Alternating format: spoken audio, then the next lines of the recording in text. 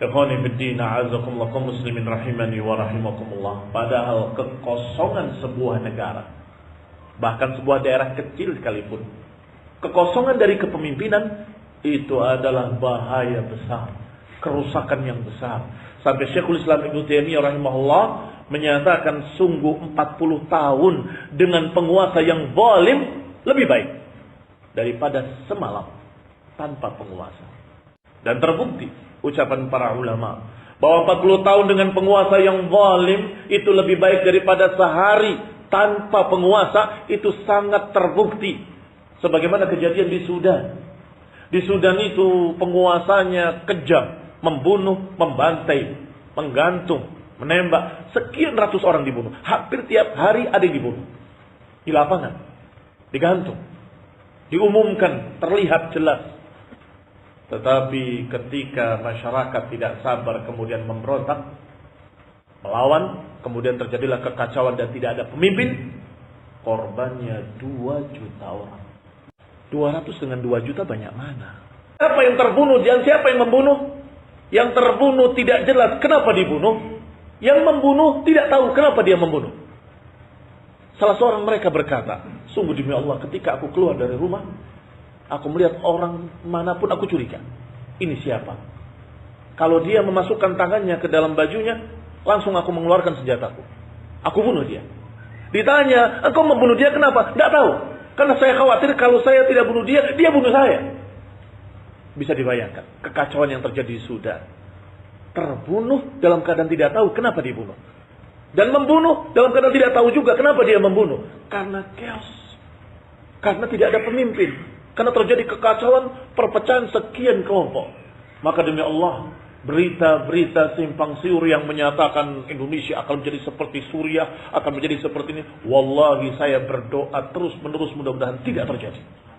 Karena itu mengerikan.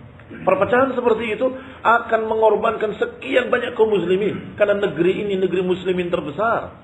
Walaupun di pusat Islam, di Hijaz, di Mekah, Madinah dan sebagainya, jumlahnya tidak sebanyak di Indonesia kaum muslimin. Maka Indonesia itu sungguh negara kaum muslimin yang sangat diperhitungkan oleh musuh-musuh Islam. Lagi pula, bagi mereka-mereka yang non-Islam, saya harapkan tidak curiga dan tidak kemudian takut kalau ajaran Islam itu tegak. Sebab jangan salah paham bahwa Islam tidak mengajarkan untuk membantai manusia atau membunuh orang yang selain Islam. Tidak. Itu bukan ajaran Islam. Ajaran Islam itu mengajarkan untuk mengajak manusia ke dalam Islam. Kalau tidak mau, la ikraha fid din. Tidak ada paksaan dalam agama. Kalau mereka, orang-orang kafir ini, dalam keadaan di dalam satu negara, di bawah satu pimpinan, maka mereka dikatakan dengan kafir dhimmi. Kafir yang terlindungi. Kafir yang tidak boleh ditumpahkan darahnya. Demikian pula orang kafir yang beda negara dan beda pimpinan. Kalau ada perjanjian damai untuk tidak saling mengganggu, juga dalam Islam diajarkan untuk tidak menumpahkan darah mereka. Ajaran Islam ini ajaran yang paling adil, yang paling mulia.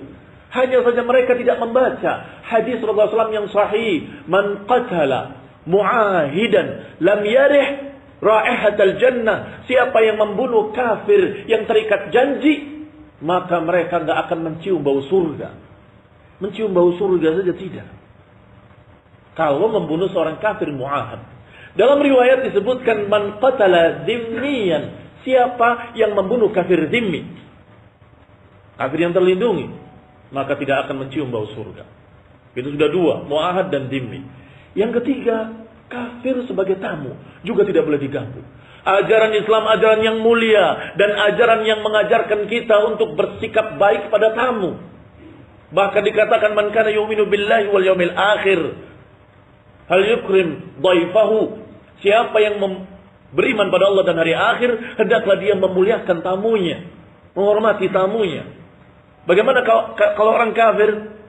Kita bacakan dengan hadis. Rasulullah SAW didatangi 2 tamu. Ternyata 2 tamu ini utusan Musailamah Al-Kadzdzab. Musailamah Al-Kadzdzab adalah nabi palsu yang mengaku sebagai nabi. Datang 2 orang ini berkata, Kami diutus oleh Nabiullah Rasulullah Musailamah kepada Rasulullah Muhammad untuk kita bagi tugas. Di sini wilayah kami dan di sana wilayah kamu. Kami sama-sama diutus oleh Allah. Bagaimana tidak marah Rasulullah SAW? Rasulullah sangat marah. Tetapi lihat hadisnya.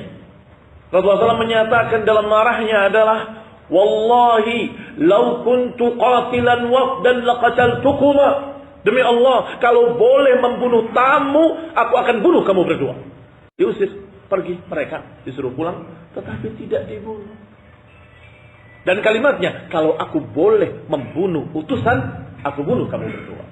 Maka alhamdulillah hukum Islam ini tidak berbeda dengan hukum positif seluruh dunia. Kalau yang namanya utusan, tidak boleh dibunuh. Yang namanya tamu, nggak boleh dibunuh. Walaupun ini dalam keadaan sedang perang, kemudian mereka mengutus untuk berbicara, tidak boleh diganggu. Masya Allah, agama yang sempurna, agama yang adil. Hanya saja sebagian orang yang tidak punya ilmu nggak tahu, hanya punya emosi, tidak punya ilmu. Itulah kaum teroris Khawarij. Nasallahu salamah wal afiyah. Wa Allah Ta'ala ayyahdiyana wa yahdiyahum wa yahdil muslimina jami'an ila sawa'is sabil. Kita berharap pada Allah Subhanahu wa taala untuk memberikan hidayah kepada kita dan mereka dan seluruh kaum muslimin kepada Islam yang benar, sehingga mereka tahu betapa indahnya Islam, betapa rahmatnya Islam, betapa adilnya Islam.